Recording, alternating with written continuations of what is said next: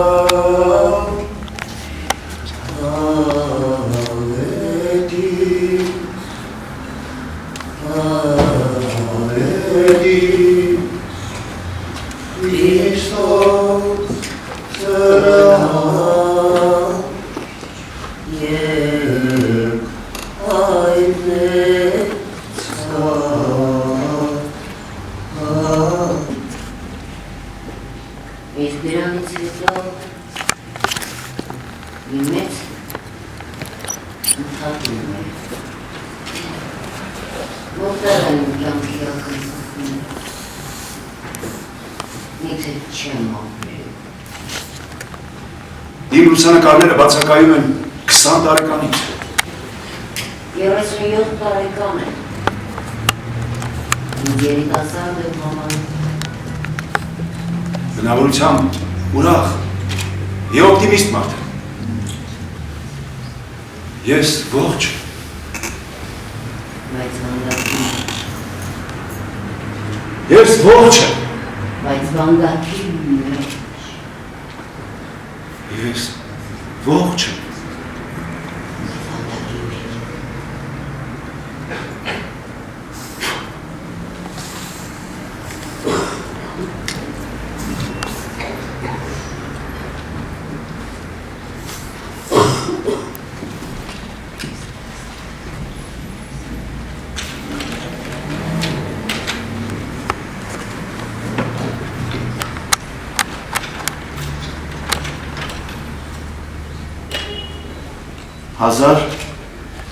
996 թվական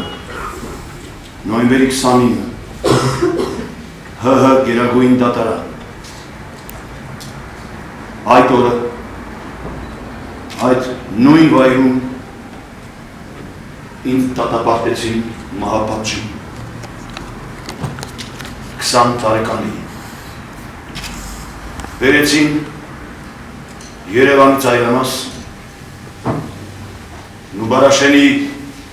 կլոր բերդը բանդ բոքսեր կոչված կեղտոտ կարշահոտով լծված խցերից մեկում գլուխս կիսատ պռատ թրաշեցին սև գույնի քնձռոց պեչովկա կոչվածը հագցրի շալվարակաչ վերևում հակառակը մի 3 չափ մեծ ոտքերից էլ կոշիկներ առնվազն մի 2 չափ մեծ բարձրացրին 5-րդ հատ մահապարտների բաժին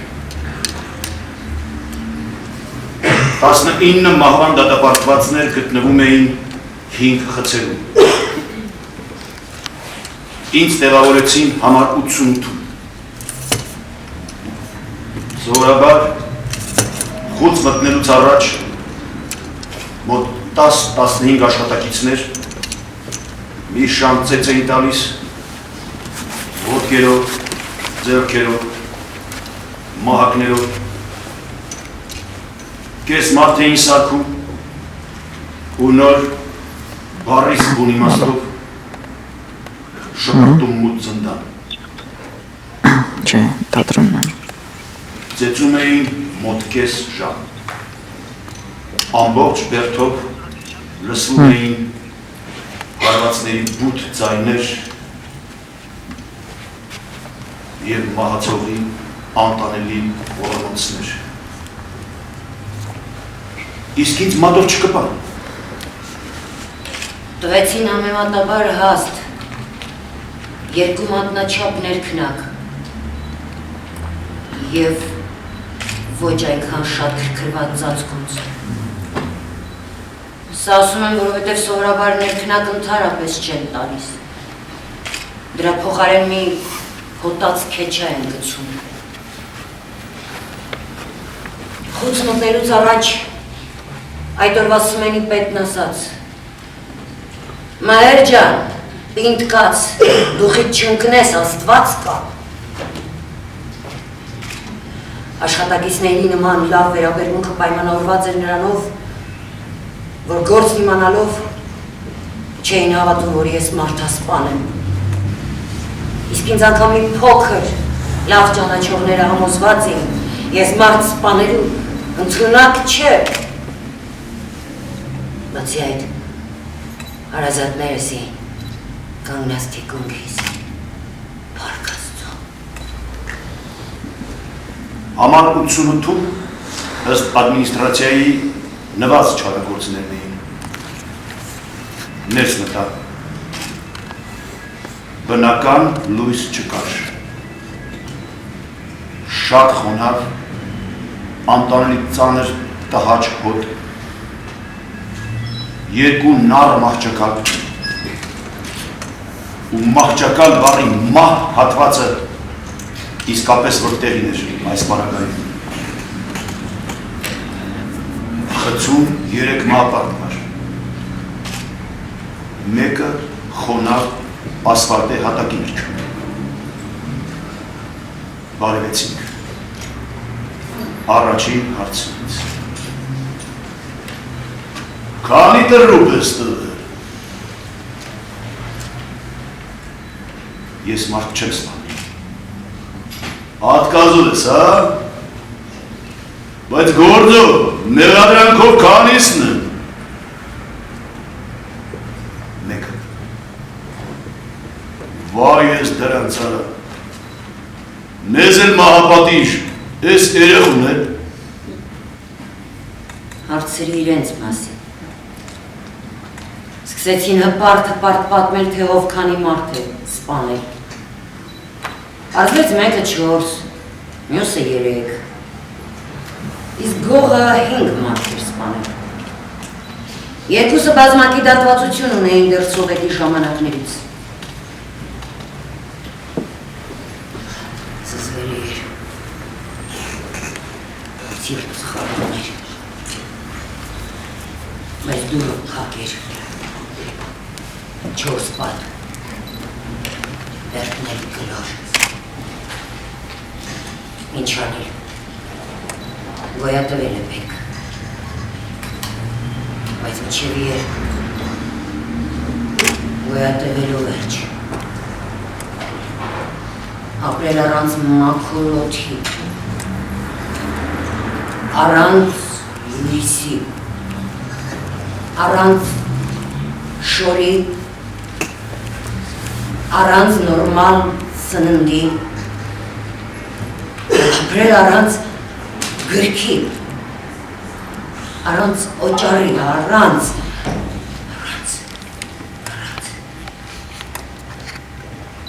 Ասեմ չծիծաղեք, մեկը կար 1000 դրամով, ամիսը մեկ անգամ հսկիչից ոչ թե մի ամբողջ ամսագիր, այլ ընդամենը ամսագրից փոքված մի պատարոտված թերթեր գնում, կիսամեր կնոջ լուսանկարով, ինչայից է։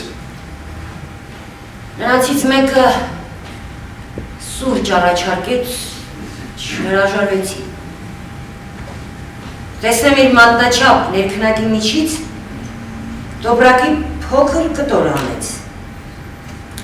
Վեճը մի 5-6 գթալի չափ սուրճ։ Մյուսը թաքստոցից 4 սպիրտ բերեց։ Այսքանը տեսնելով նրբանակատորեն հրաժարվեցի։ Գիտեի, որ մահապարտերին դրսից սնունդ ստանալ չի թույլատրվում։ Բերդի բալանդ կոչված ու ուտելու բան չէ։ Հարցրի բանտում հողով նորմալ սնունդ հնարավոր է ճարել։ Ասին ախպերս, հողը դաժ գերեզմանում լույս տալիս։ Ինձ մոտ 5000 դրամանոց էին թաքցրել, խուզարկելուց չգտա։ Երբ իմացա, թե ինչ կարելի է այդ 5000-ով գնել, շատ զարմացա։ Ամենաէժան տարբերակը երշիկն էր։ 1.5 կիլոգրամը 1996 թվականին այստեղ ուղիղ 5000 էր։ Օրենքով գող, ձեռքով սարքված քանդուր, չափում մեր արեց, բաժանեց երշիկը 4 մասի, նոր միայն կտրեց։ Եվ ես նկատեցի, որ այստեղ էլ արդարություն չկա։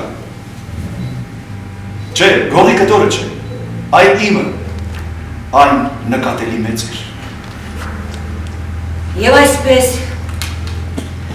1996 թվականին, նոյեմբերի 29-ին, ես դարձա 20-րդ մահվան դատապարտվածը Հայաստանում։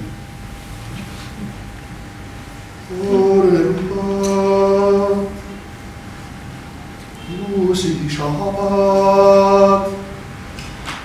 կյաշկերիդեն մալակյավեն, Ըխտիկ մեկավ ջզրու կաղքեն, Արամերին մալակյավեն, Դվինիձեն մոկահաց միուզեն, Ազարաքսոս, մոկահաց միուզեն,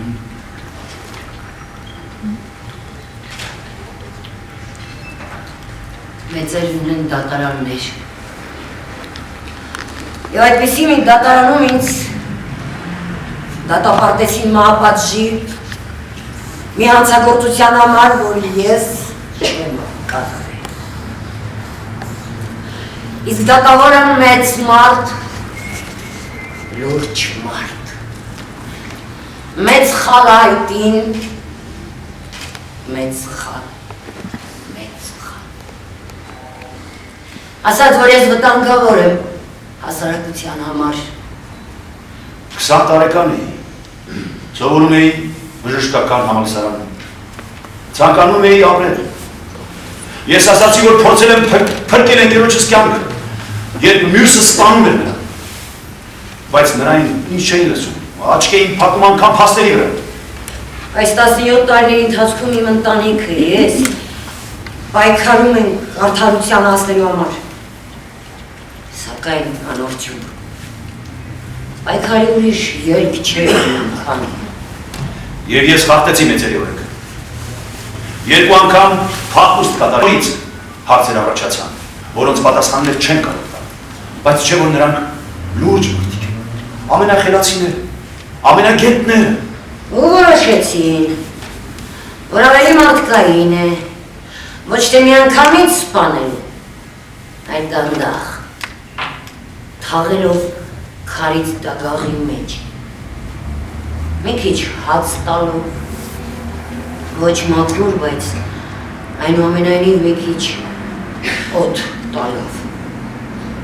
Մեծերի օրենքները և կանոնները խախտելու համար պատիժ է նախատեսված։ Եին երկու փախուստների համար ցմահ բանտարկությանս գումարվեց ևս 15 տարվա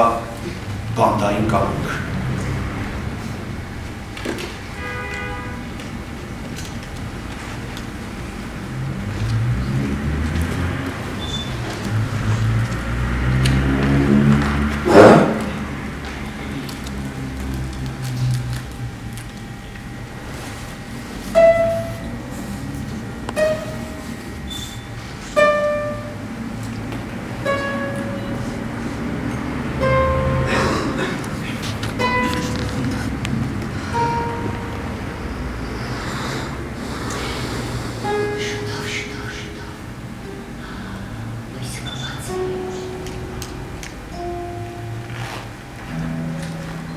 Եվս երկու ժամ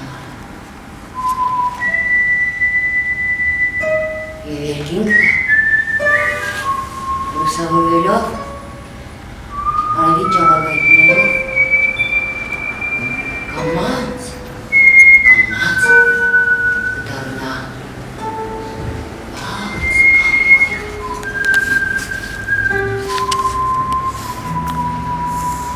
Ես ինչ-որ սարին գագաթին եմ Պարկել եմ մի քիչ թաց խոնավ հողին նայում եմ լիքը աստղերով երկնքի շարժվել չեմ ուզում օգնած եմ բայց միևնույն ժամանակ թարմ եմ Ձախոսս ցավում է, ենթադրում եմ վնասված տեղներ նոսում, պետքերից մեծ ջուր է լծված, մինչև գոտկատեղս շորերս թաց են, ճահիճների և առուների միջով անցնելուց, չէ, շարժվել չեմ Հասկանում եմ, որ կսկսեմ սարչի, վարգած կմնա Կնայեմ երկնքի, միջև նա աստղերը ամբողջովին անհետանան արևի ճառագայթների մեջ Ես երջանիկ եմ Ուրախությունից շնչում եմ դանդաղ, բայց շատ խոր Ինչպես ծարավ մարդը չի կարողանում հագենալ սառը օդից ու սառը ջրից Ես հազգությամբ հայ եմ Ծնվել եմ, մեծացել եմ Երևանում Ոնց եմ սիրում ես իմ Տարիներ առաջ երբ ինձ Գերեզման էի տանում, ասին ուշադիր նայիր քո սիրելի քաղաքի փողոցներին, մարդկանց վերջին անգամ ես տեսնում։ Ես ուշադիր, թախիցս սրտումս, թաքուն արցունքներն աչքերիս, նայում էի մեքենայի պատուհանից ու ասում էի, վաղ թե ուշ, դու նորից ման ես գալու քո հարազատ ու սիրելի քաղաքի փողոցներում, երդվում եմ անպայման։ Այն ժամանակ ես 20 տարեկան էի, ինձ սպանեցին։ Չնայած դրան, տարիներ անց ես կատարեցի իմ խոստումը։ Ես նորից ազատ ու երջանիկ մարդ էի։ Ափսոս որ քիչ տվեց։ Սակայն ինձ կողմից էլ շնորհակալ եմ Աստծուց, ամեն ժամի, ամեն րոպեի, ակնթարթի համար։ Հարություն առնելուց հետո ամեն պահը մի ամբողջ կյանք է։ Ինչպես հարազատ մայրդ, սիրածդ աղջիկը, այնպես էլ այս քաղաքը մի անտեսանելի ուժ է տալիս մարդուն, երբ գիտակցում է, որ դու իրեն անկեղծ սիրում ես։ Նա պատրաստ է ներել նույնիսկ ամենածանր մեղքերը, ինչպես յուրաքանչյուր սիրո հայրը։ Եվ նույն ժամանակ նա կարող է և բարկանալ, և վրեժխնդիր լինել։ Եթե հանկարծ չարացած մարդիկ աչք փակեն նրա հոգու գեղեցկության վրա, և անհույս մարդիկ այրանդակեն այն։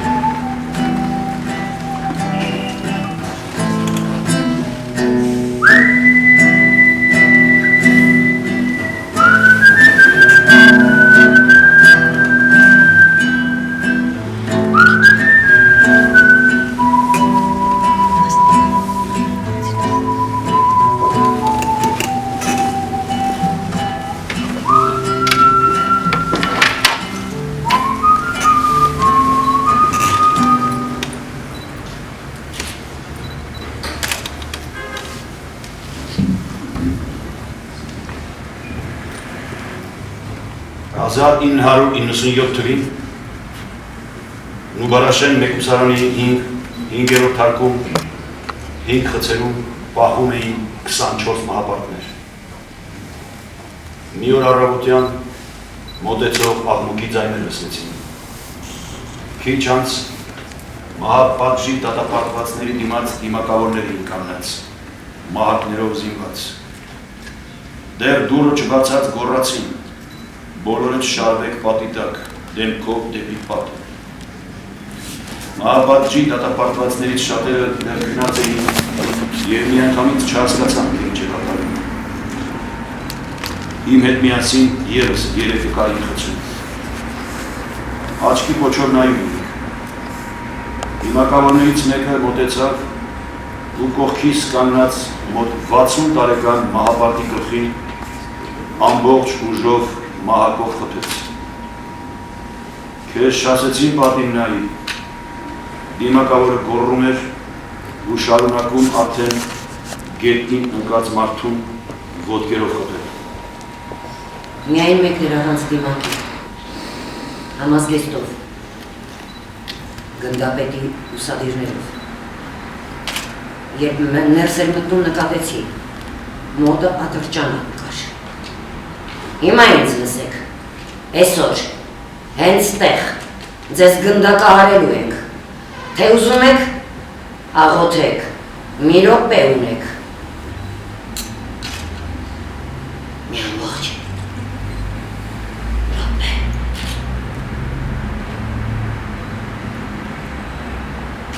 Նույնը կատարվում էր մահապարտների մյուս խցերում։ Տարիքով մահապարտներից մեկը վախից տակներ թռչել, մյուսը ծնկի էր իջել, խնդրում էր իրեն չսպանել։ Ջահելներից մեկը հայհոյում էր դիմակավորներին։ Բոլոր մահապարտներին 2 ժամ դաժանաբար ծեծում էին, 2 ժամ, մահակներով, ոտքերով, ձեռքերով։ Խցի հատակը այլունոտ էր։ Այս ջարդից հետո մոտակա ամիսներին մահացավ ևս 4 մահապարտ։ Ժամանակ առ ժամանակ ջարդերը շարունակվում էին անմարդկային պայմանների հետ միասին։ Սով, արևելույսի բացակայություն, սառնամանիք, ահավոր տոտ, մահապատ ժիվճիրները այս կերպ էին իրականացվում։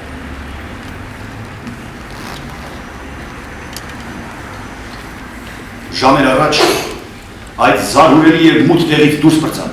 և առանց հետ նայելու շնչակտուր վազում էի ամայի տեղերով, ճահիճներով, ծաղծկող թփերի միջով, քարերի վրայով։ Միակ ուղեցույցը հեռվում վառվող կարմիր լույսերն էին հեռուստաաշտարակի գագաթին։ Արդեն ամբողջովին մութ էր, երբ ճղճղված շորերով համարյա ուժասպառ հասա նոր-նորքի զանգվածը։ Մի անգամից չկողմնորոշվեցի կոնկրետ որ զանգվածն է։ Ճիշտ է 5 մատից պես գիտեր այս կողմերը, բայց հեռվից երևացող մագլցող լույսերով մեծ աստղը անծանոթ էր։ Երբ շենքերի արանքներով մի քանի փողոց անցնելով մոտեցա, տեսա որ ինչ-որ սուպերմարկետ է։ Փորձեք պատկերացնել ինչ զգացողություններ կառաջանան սառը լորության միջից վերակենդանացած մարդու մոտ, ով գույների, լույսերի, զանազան ձայների աշխարհ է ունկել։ Մարդիկ կանցնում են մեքենաներ, ես ցանկանում եմ նայել բոլորի աչքերին։ Ուզում եմ կանգնել փողոցի մեջտեղում կամ ինչ-որ հրապարակում, ուզում եմ գոռալ, ես մարդասպան չեմ։ Բայց չի կարելի, պետք է շտապեմ։ Արդեն բոլոր համապատասխան կառույցները ման են գալիս ինձ և ամենայն հավանականությամբ հայտնաբերելու դեպքում կրակ կբացեն ու կսպանեն։ Փորձում եմ թաքցնել հետաքրքրասիրությունս։ Նայում եմ յուրաքանչյուր անցորդի դեմքին, նայում եմ աղջիկներին, կանանց։ Չի որ այնտեղ միևնույն մեռելային դեմքերն ես տեսնում, այստեղ բոլորը լավն են, հաճելի են։ Շտապեցի, անցա փողոցը, փոքր այգի էր, մարդ չկար, փաթաթվեցի մի ծառի և համբուրեցի մի քանի դեռ կանաչ մնացած տերևներ։ Պառկեցի կանաչ խոտերի վրա և ամբողջ սրտով բարձր ծիծաղում էի և չէի կարողանում ինձ զսպել։ Ես իրոք երջանիկ էի։ Նկատեցի մի կին եմ մոտենում փոքրիկ աղջկա հետ։ Զսպեցի ծիծաղս, ոտքի կանգնեցի, ուշադիր նայում եմ երեխա է։ Վերջին անգամ այսքան մոտիկից 5 տարի առաջ էի փոքր մարդուկ տեսել։ Քայլեր սարագացի, շտապել եմ մեկ։ Չհաշված մի որոշակի հատված, մեր ամբողջ ճանապարհը սպորտարային պայուսակը ուսիս ոտքով շարժվել եմ Երևանից դուրս, դեպի Գառնի։ Ուժեղ դողում էի, ատամներս իրար չէի կարողանում սեղմել, մեջքս սառը էր, լուսամուտ էր, բայց աստղերը դեռ երևում էին։ Կտրուկ շարժումով վեր կացա, հայացքս կտրեցի երկնքից, նայեցի շուրջ բոլորս։ Երևում, բայց շատ պարզ, երևում էր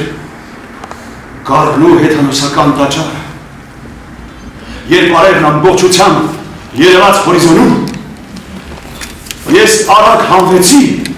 և ոտից գլուխ մեկ կանգնած սարի գագաթին նայում էի արևին ու ժպտում, ես նորից ծնվեցի։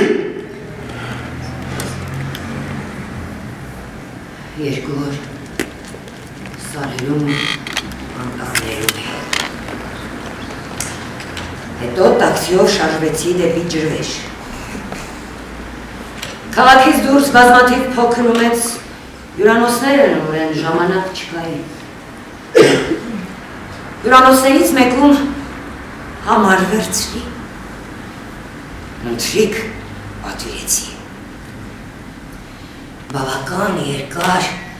կանգնած էի տաք ջրի տակ։ Հետո հագնվեցի, սեղանը պատրաստ էր, երկու այլի համար։ Դուռը թակեցի, ներս մտավ սպասուհին։ Կներեք դուք, երևի լողանում եք, բերեցի ձեր պատվիրածը, ուրիշ ինչ կցանկանաք։ Չգիտեմ էլ ինչպես ասեմ։ Ձեզ մոտ ինչպես ասեմ։ Ձեզ մոտ աղջիկների հնարավորություն հասարում Զորաբար մեր մոտ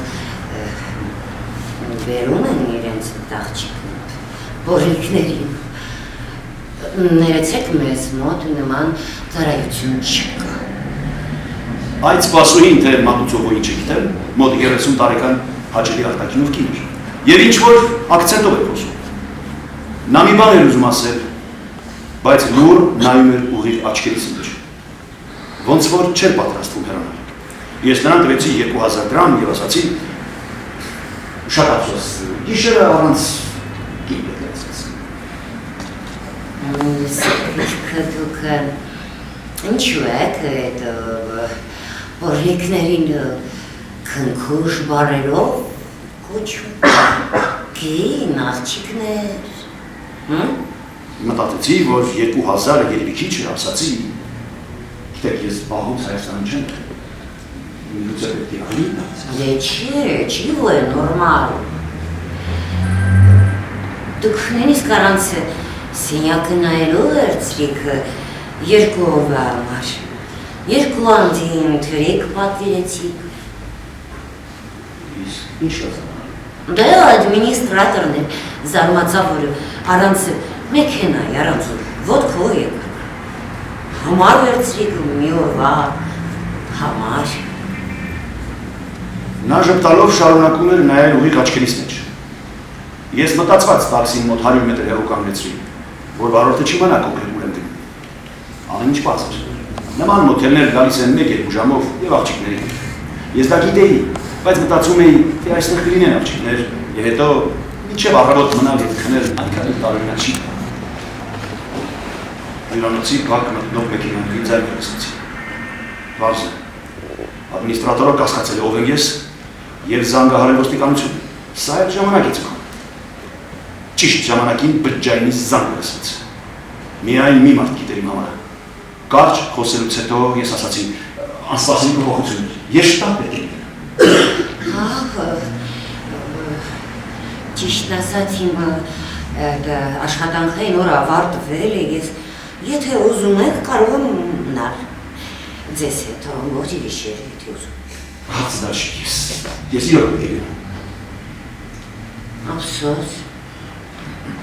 Իսկ գումար։ Ես արդեն աստիճանները վիճել էի և շտապ հեռացա այդ հյուրանոցի տարածքից։ Նորից տաքսի վերցրի։ Կրկեսի մոտ գնալով տանգավորել երկու տեսակետից։ Այդ աղջիկերքից շատերը համագործակցում են ոստիկանների հետ։ Տաքսու վարորդը գիտեր ինչ կան արել, ճիշտ ում եմ անգալիս, գիշերային Երևանում։ Կոմիտասի վրա էին նայում։ Տիքանիսը կային, բայց ճաշակով ես չէին։ Տաքսիստն առաջարկեց Լենինգրադյանի կողմը։ Բաղարյանանի մոտ է։ Ասացի, որ շրջվենք նորից Կոմիտասով բարձրանանք։ Նկատեցի մի սիրունիկ աղջկա, ազիվ մի 20 տարեկան լիներ, բայց հագու կապից կանգնած տեղից հասկանալի էր, որ աշխատանքի է դուրս եկել։ Շենքերի արանքից մի սև ջիպ դուրս եկավ և կանգնեց այդ աղջկա կողքին։ Չհասցրիք, ասաց տաքսու վարորդը։ Կանգնեց, որ այստեղ տեսնենք։ Կարող է հետները չգնա, ասացի ես, և իջնելով մեքենայից մոտեցա այդ ջիպին։ Ջիպից լսվեց. Աղջիկ նստի, անի փոտ կտանք մի վախի, նստի մի երկու բառ խոսանք։ Աղջիկը վախենալով և կասկածանքով, բայց նստեց մեքենան։ Երևի մի 2 րոպե անցավ, դուռը կտրուկ բացվեց, Աղջիկը դուրս թռավ մեքենայից, երեսին անտակի կարմիր հետքներ երևում։ Ապուշի մեկը, գոռաց աղջիկը, փորձեց փախչել, բայց ջիփից դուրս եկած մի 30 տարեկան տղա ամբողջովին սևակած, հասցրեց բռնել ձեռքից։ Մոտեցա։ Բարի գույր։ Ինչ կապ էր։ Դե չի ուզում հետներդ գա, հոզորով չի։ Սովարը։ Որ սովորներ ջիպով ման չէի գա։ Տեսա, որ մեքենայից ևս երկուսը դուրս եկա։ Ախպերս սիրածախի փորձատ եմ անգալի։ Վրա շարըտ կաշի գնաս դունց։ Ամեն դեպքում ձերքս տարագրպապս։ Եթե ընկերուին ասի, որ իմ միջամտության կարիք չունի, ուրեմն հարց չկա, կգնա։ Ես քո հետ կգա։ Ոչ մի տեղ չես գնա նստի ավտոն։ Ձեզ թող։ Եթե ձմաներ չեմ անում, վապչե ձեր փողոց ես լինի, չեմ ուզում ձեզ հետ գամ։ Նա իր փոքրիկ պայուսակից հանեց $100 ու շպրտեց շեֆի վրա։ Զգացի, որ հիմա ապտակելու է աղջկա։ Ձերք բարձացնես, ասացի ես նայելով նրա աչքերի մեջ։ Ապերակն էդ կողի անցնենք, երկու բար կխոսենք։ Ստեղ ասա։ Չեմիք շայ կողի։ Ասա ինչ կա։ Ապեջան, դու պրոստը չես ջոգում ստե ինչ մոմենտ, էլի։ Ինչ կա չճոգելու։ Մեր լավ աղբերը, եկա սրոք նստնս տղա, էլի, նոր արվել, հետեր հիմա դոզի տակա։ Այ դու քո ճամպով գնա, իզուր գլուխը ցավի տակ մի դի, քեզ պրոբլեմ պետք է։ Այդ լավ աղբորուտ անուն ինչ է։ Ձևո։ Մեկի փոքր ժամանակ լավ ձևել էր դրա համար։ Մոտեցա այդ ձևոյի։ Ձևո։ Երկու բար արի առանցի խոսանք։ Ասա։ Ես աղջիկը իմ հետ ամսում կա։ Արի ես օրել թողի մետ կա, իմ օրը թող լինի։ Քեզանից պակաս տանջված տղա չեմ։ Ձև չկա, ես քաձը նստելու է ավտո մեր հետ գա։ Իմ իրավիճակում գտնվող մարդու համար ճիշտ կլիներ թողնել ու հեռանալ։ Բայց ես որոշեցի սրան ասել, թե ով եմ։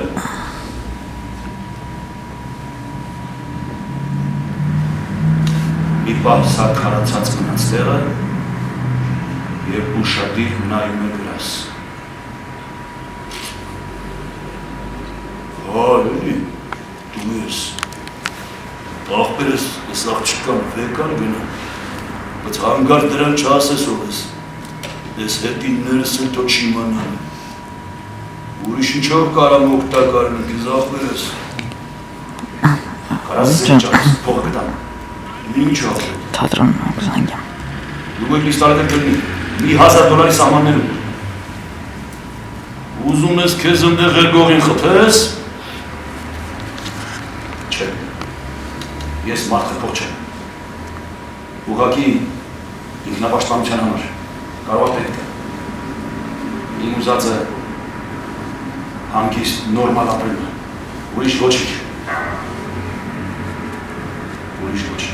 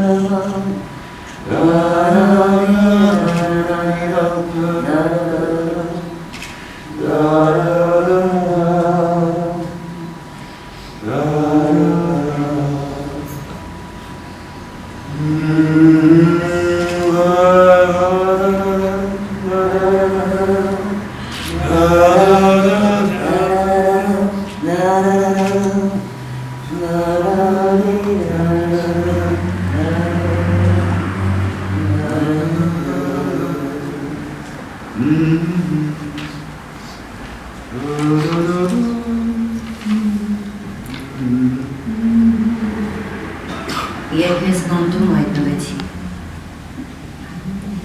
հացեցի ինչպես ապրել, բավական նյութ կար, հոգեբանությունն ինձ միշտ է հետաքրքրել, ես սկսեցի ուսումնասիրել փակ կառույցում 24 ժամ ապրող մարդկանց։ Նրանցից շատերը այստեղ էին հայտնվել թալանի, կողոպուտի, սպանությունների հետևանքով։ Նրանց արարքների մոտիվը գումարն էր, շահ։ Հենց այդ մոտիվն է կաց նրանց քրեական գործերի հիմքում։ Շահադիտական սպանություններում նրանցից շատերն ի դեպ ընդունել են իրենցուներ։ Ես էլ ասում եմ, որ այդպես չէ։ Փողն ուղղակի իրական պատճառի քողարկումն է։ Իրական մոտիվը թաքնված է հենց իրենցից, դատավորներից և հասարակությունից։ Ժամանակը բավական էր։ Ես հանգիստ իմ ուսումնասիրություններն էի անում։ Վարում էի իմ սեփական հետաքննությունը։ Հաճախ գործի էի անցնում ուշ գիշերով, երբ հիվանդներս արդեն ննջում էին։ Եվ այսպես 53-ամյա հիվանդս, ով դատապարտված էր 3 մարդու սպանության համար, կիսակուն ժամանակ ինձ պատմեց ինչ-որ ճնճղուկների մասին, որոնք իրեն պատժում են։ Սա ծիծաղելի է իմ անջում, բայց ինձ շատ հետաքրքրեց։ Մի անգամից ասեմ, որ այդ մարդը 16 տարի նստելուց հետո 2 տարի առաջ մահացավ։ Եվ ահա մի գիշեր ես իմացա գաղտնիքը, երբ 53 տարեկան հասուն տղամարդը, ով ևս 16 տարի անցկացրել էր տարբեր գաղութներում և գրեթե ողջ գիտակցական կյանք անցկացրել էր անազատության մեջ, լացը։ Երբ փոքր էի, սպանում էի ճնճղուկներին։ Դրա համար էր ինձ մահապատժի դատապարտեցին։ Այդ ճնճղուկներն են վրեժ լուծում ինձնից։ Հետո ստապվեց, ամաչեց ինքն իր ասածից, սրբեց աչքերը։ Հետո ես բացահայտեցի ամենահետաքրքիրն ու սարսափելին։ Մանկության տարիներին նրա հայրը մշտապես ծեծել էր իրեն մորը, փոխարենը միշտ կերակրել ճնճղուկներին։ Մեկնաբանությունները ձեզ հետ։ Ահա, ես գտա։ Սպանությունների իրական մոտիվը ոչ թե շահն է, այլ վրեժխնդրությունը։ Վրեժը ոչ թե նեղ իմաստով, այլ լայն, վրեժ հասարակությունից, մարդկությունից, իրենց չկայացած երազանքների, իրենց վիրավորանքների համար։ Մի քանի տարի առաջ մահացավ ևս մեկ մահապատժի դատապարտված։ Նա մի կնոջ էր սպանել։ Ես դարձյալ ուսումնասիրեցի այդ մարդու վաղ մանկությունը։ Պարզվեց, հայրը շուտ էր մահացել, իսկ մայրը դաժան էր վերաբերվել նրա հետ։ Դարձյալ եզրակացությունները ձեզ ընտրողում։ Ամփոփելով ասեմ, իմ հիվանդներից շատերը ունեին սուր արտահայտված թերարժեքության կոմպլեքս։ Ընդհանրացում եմ, մարդիկ վրեժ էին լուծում ամբողջ հասարակությունից։ Եվ եթե իրավապահները չէին հասցնում կանխել այն, մարդասպանը հաղթում էր։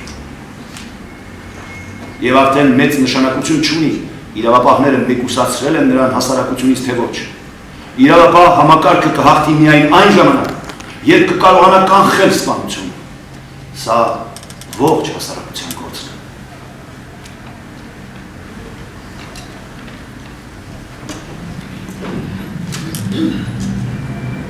Բարև ձեզ։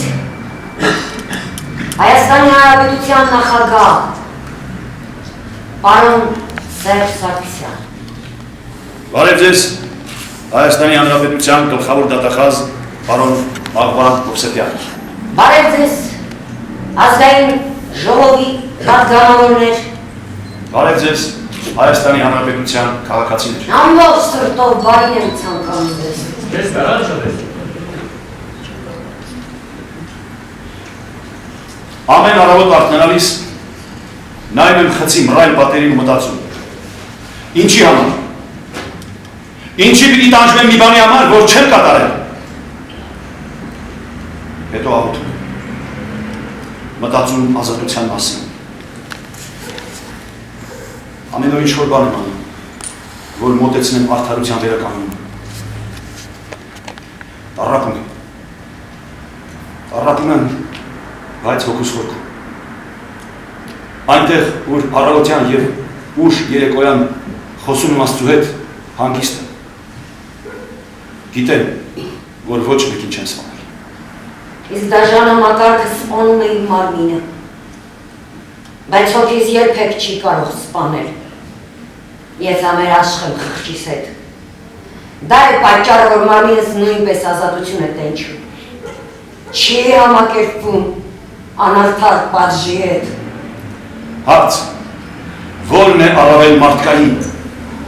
մահապատիժը, թե ցմահ բանտարկություն։ Հարցին կպատասխանեմ որպես քաղաքացի, ով անարդար դատապարտվել է մահվան, 7 տարի անցկացրել մահապարտների խցում, 2 անգամ դիմել փախուստին, եւ արդեն 9 տարի գտնվում է ցմահ դատապարտյալի կարգավիճակում։ Ներքին խավարի մեջ ապրող մարդիկ չեն սիրում լույսը, չեն սիրում ազատությունը, պարզապես վախենում են։ Հետևաբար շատ հաճախ հոգով ազատ մարդուն գցում են անազատության մեջ մահացածների մոտ։ Թերևս մտածում են, որ խավարի մեջ մռայլ խոնավ բանտախցիկ պատերը կարող են հանգցնել հոգու լույսը։ Սխալվում են։ Իմ զենքը, իմ խիղճն է ու ճշմարտությունը։ Ես համոզված, վաղ թե ուշ արդարությունը կհաղթանակի։ Բանականության ձայնը ավելի բարձր կհնչի, քան քույր ատելությունը։ Չէ որ գթասրտությունն ավելի զորեղ է, քան չարությամբ լցված ուղեղները։ Դաժան մանմարտկային համակարգը չի կարողանում հանդուրժել, որ ես արդարություն եմ պահանջում։ Պարոն նախագահ, Պարոն նախագահ, հարգարժան պարոն Սերժ Սարգսյան,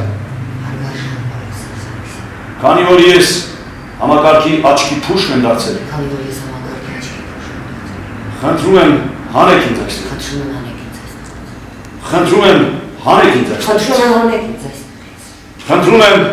հանեք ինձ այստեղ, Խնդրում եմ հանեք ինձ այստեղից, հանեք ինձ այստեղ։ հանեք ինձ այստեղից։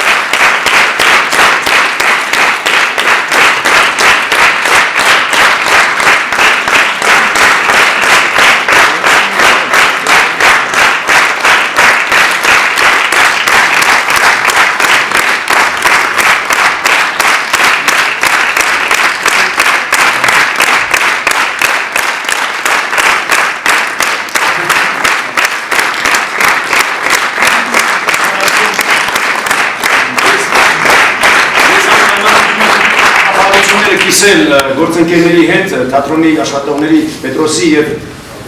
Հակոբի հետ, որոնք միսի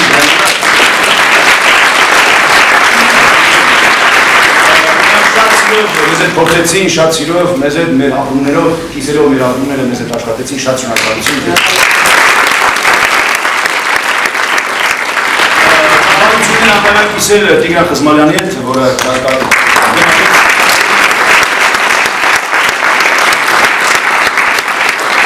Շնորհակալությունս մեր բոլորի անունից ես ուզում հայտնել թատրոնին, թատրոնի տնօրինությանը, բոլոր աշխատողներին, որոնք հարազատիպես ջերմորեն մեզ ընդունեցին իրենց օջախում, այս զարմանալի օրը, զարմանալի թատրոնում, մեհերի դուռ ներկայացման համար Մեհեր Մկրտչյանի անվան թատրոնում։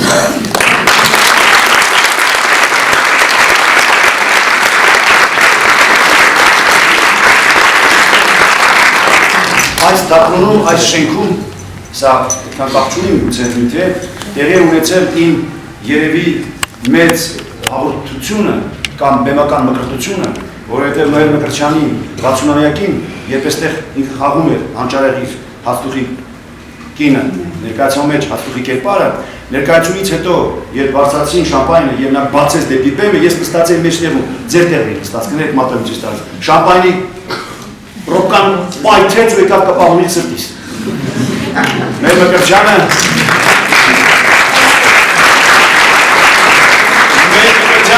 փոխանցեց շամպայնի պրոբկան, որ ես պահում եմ, այստեղ մկրտեց ինձ փոխանցելով ինչ-որ մի բան, ինչ-որ ոգեղեն մի բան երևի, որ մենակ ես ու ինք իմացա, նույնիսկ ինձ էլ չիմացա, եւ սա առաջին անգամ է, որ ես բեմ եմ բարձրանում այս թատրոնում, ես առաջին անգամ ոտ դրեցի այս ինձ համար սուրբ բեմի վրա եւ բեմ բարձրացա ինձ համար շատ զարմանալի մի ներկայացումով ինքներդ տեսակ։ Խորապես շնորհակալ եմ ձեր ներկայության համար։ Շնորհակալություն։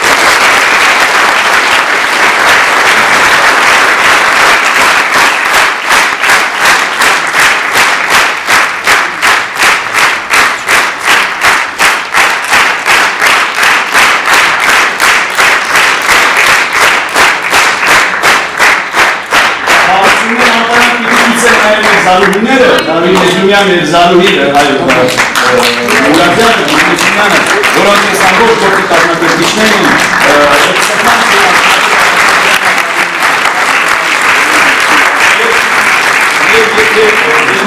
են մի քանի րոպե համբերություն, որովհետև հիմա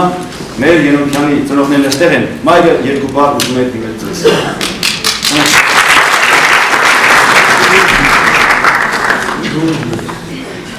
Բարև ձեզ բոլորին, բոլորիդ շնորհակալ եմ և այստեղ հավաքին և մեր արտիստներին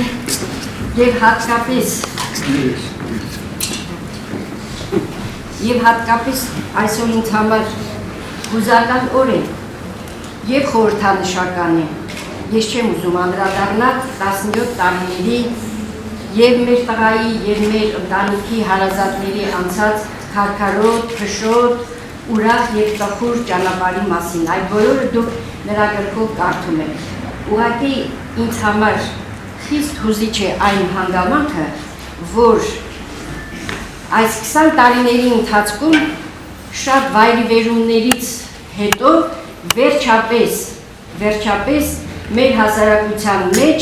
առավել ևս մտավորականության մեջ արթնացավ այն ինչ-որ տարիներ շարունակ լռություն կամ անտարբերություն կամ վախ կամ ինչ-որ մի երևույթ։ Եվ շատ զարմանալի է, որ Մեհերի այդ գիրքը, քեզ հետ խոսում եմ մարդ գիրքը, արթնացրեց, առավել ևս հուզիչ է, որ դա արթնացրեց մտավորականության մեջ, որտեղ մենք գիտենք, որ նրանք կամ լռում են, կամ զայրանում են, բայց երբեք չեն արտահայտվում։ Եվ վերջապես այս 20 տարիների ընթացքում, կոնկրետ 17 տարվա ընթացքում, մի ամիս հետո Մեհերը կդառնա 37 տարեկան։ Իսկ մենք 20 տարեկան էր, երբ ծնողներով ձեռքը բռնած իր համաձայնությամբ տարանք և հանձնեցինք, որ բարձենք, թե ինչ է պատահել ի վերջո։ Եթե հանցանք է կատարել, թող պատժվի։ Մի խոսքով այդ բոլորը չեմ ուզում ասել։ Ես այսօր հուզված եմ այն պատճառով, որ գիրքը կարդալուց հետո մտավորականների խումբը 1, 2, 3, 10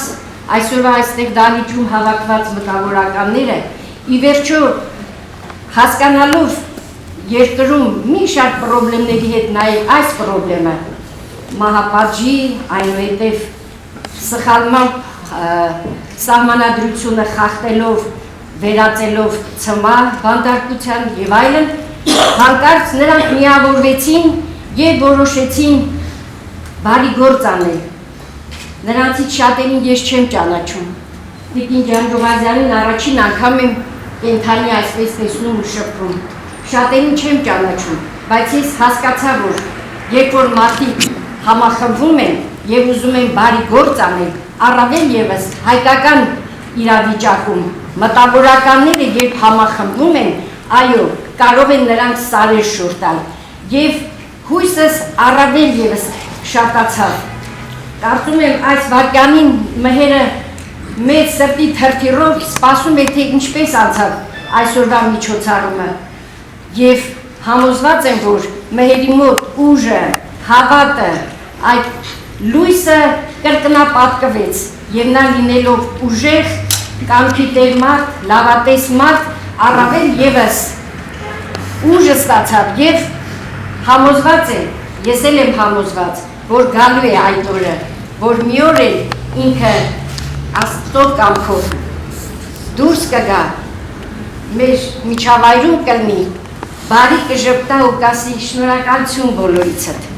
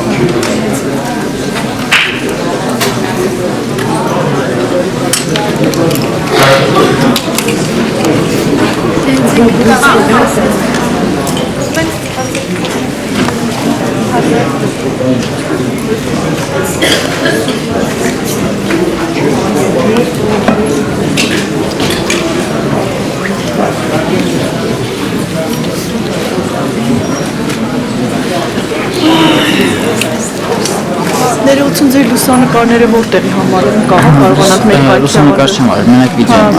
արել։